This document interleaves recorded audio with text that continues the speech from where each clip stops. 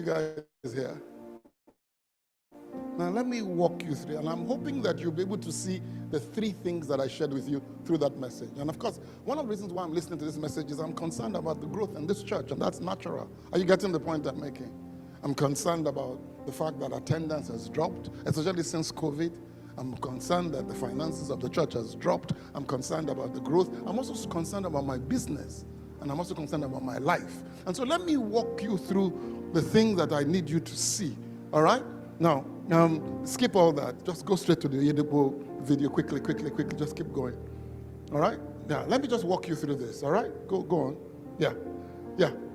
Now, again, like I said, go to the next slide. He tells us what happened. I was asking God, why is this church not going? And so what I want to add to what I'm saying is that it's very easy to come to church and let a man of God pray for you or give you a word of knowledge. But there's a part of our life that seemingly is missing. And that's the part of inquiring of God.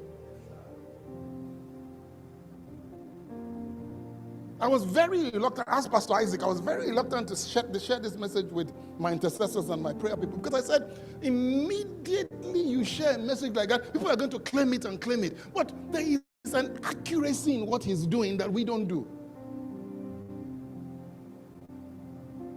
Are you here? What he says?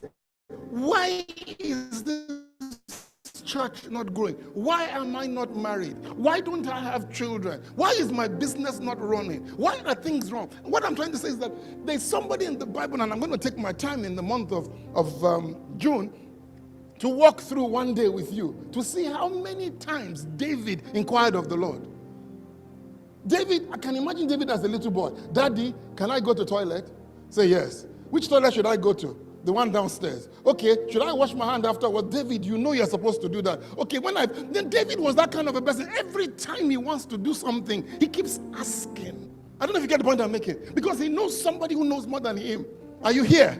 So look at what he says. He says, I was asking, why is this church? How many of us have asked to say, this is where I am. I'm struggling financially. Nothing is happening to me. We're not growing. But we would keep knocking ahead. Now, if you said you were going to Lagos, and for 5 years you haven't reached Lagos, which is just 150 kilometers away, shouldn't you stop and say, where did I make a wrong turn?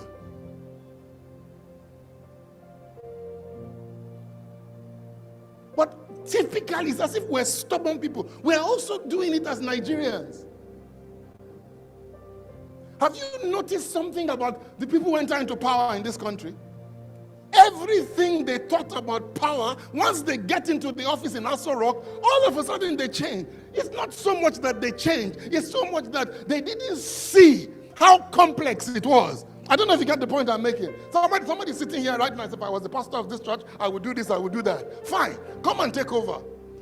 There was a gentleman who came here one day. We were trying to do business together. He's a very big man in the city. And I was trying to partner with him. And he said to me, you know what, I'm going to take 50% of your profit. And I said, Oga, if you take 50% of my profit, you have to take 50% of my liabilities. I said, when there's no money to pay salary at the end of the month, you have to cough it up too. I don't know if you get the point I'm making. Sometimes all you see is what you want to see. But when you get into that office, you suddenly realize, this thing is far more complicated. And for us, we're like that. Why is something not working? Look at what he says. When I asked him, he told me what to do. It's okay to know about deliverance. But I want you to notice how accurate what God told him was. Let's move on to the next slide quickly. It says, after 3 days of fasting and prayer, and this is something that I want to keep teaching people. When I was growing up as a Pentecostal, I found that the Pentecostals choose ahead of time how many days they're going to fast, which is not typically scriptural. Because at the end of the day, the only reason why Daniel fasted for 21 days was because it took 21 days for the answer to come. You made up your mind you're going to fast for 3 days. So whether you only got, it's like you're talking to somebody on the phone and he's telling you his PIN number and he gives you only the first 2 digits. What happens? Down below. What happens? Somebody says, my PIN number is 1984. But on somewhere along the line, his money cuts off at 19. What will you do? You will call him back and say, oh God, you never finish, oh. But we do that with God all the time. He's talking to you, but your fasting is only for 3 days. Daniel, 21 days. And he told you why it took 21 days. Why? The angel came and told Daniel, from the day you opened your mouth, I was dispatched. But they withstood me. Am I making sense? Somebody that delayed me for 21 days. What if Daniel had stopped praying on the 20th day?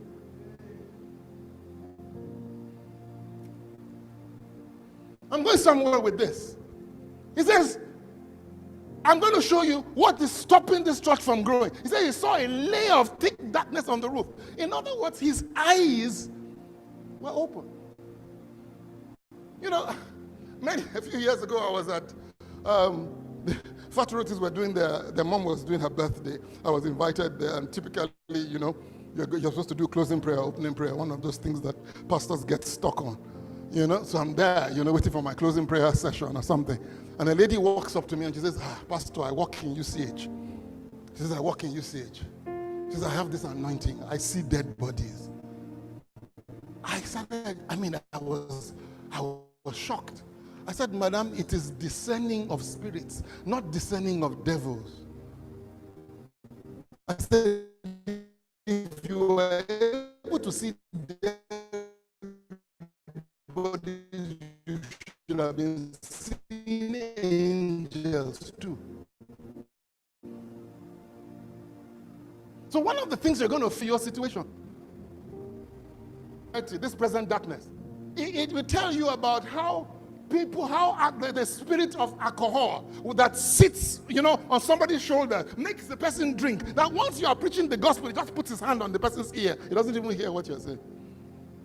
So, and then the Bible always tells you that if you want to get something